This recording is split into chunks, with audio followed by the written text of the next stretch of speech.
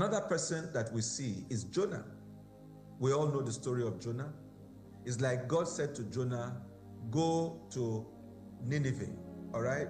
God said to Jonah, go to Osun State, or go to Kwara, or go to London, or go to, or God said to Jonah, go and worship in Fountain of Life.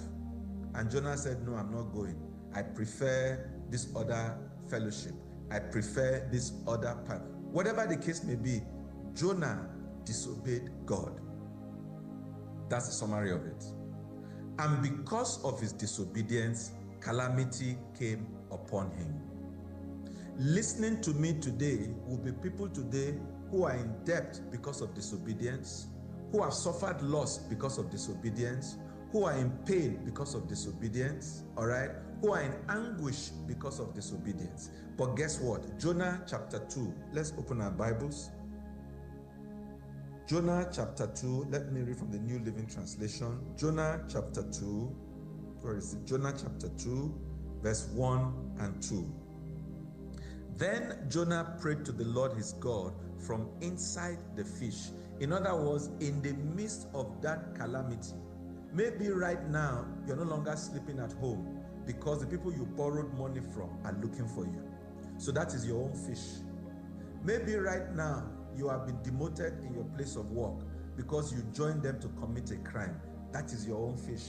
From that place where you are suffering the consequence of your disobedience, do what Jonah did.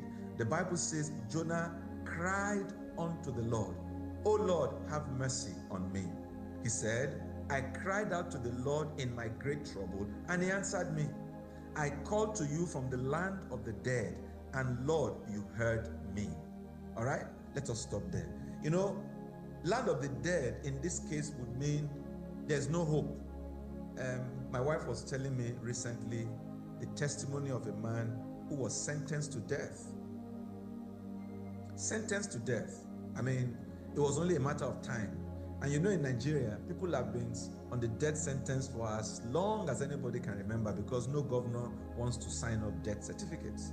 And he said this man was telling his fellow prisoners that I'm going to get out of this place. So my case is different. And they said, you must be a joker. Where are you going? This is Nigeria. This is death sentence. You are finished. Cut a long story short, if that man was the one testifying at a church program, it can only mean that God turned his situation around.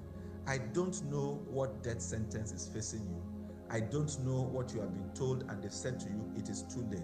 Maybe you have tried to travel, not once, not twice, not 3 times, and they've bounced you back,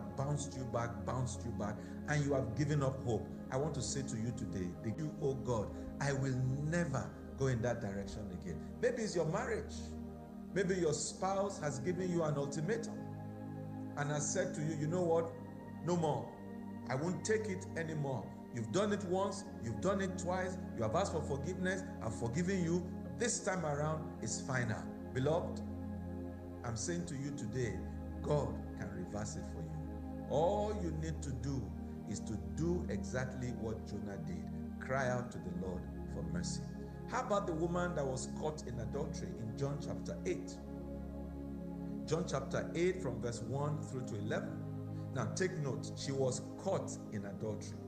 I'm doing the master's program and there's a particular course I'm reading right now. It's about gender and it has made me a bit more aware of how, we have used the Bible and culture and what have you to suppress women. Because, the Bible says a woman was caught in adultery. And interestingly, nobody talked about the man with whom she committed the adultery. Very interesting. So where is that man? Who judged him? Or is it possible that he had been killed even before this story? But that's for another day, That's for another day. But summary is that she was caught in adultery. In other words, she was guilty as charged. That's it. And the judgment for adultery was death by stoning. And take note, it was usually death by stoning for the woman, not the man. But like I said, let's not go there. But anyway, the point here is this. They brought her to Jesus, expecting Jesus to condemn her, which is what she was due for. Brother, sister, The truth is, based on the way you have behaved, you are due to never have a child again. Based on the number of abortions that you have done, you are due to never have a child again. But guess what? Mercy is speaking out for you today. The mercy of God is saying, not only will you have children, you will have more children, as many as you want. You know, Jesus said to that woman, I'm not condemning you, even though you are guilty. Go and sin no more. For that woman, mercy reached out to her. For you too, my brother, for you too, my sister, mercy is knocking at the door of your heart. If you will open up today, you will see the mercy of God.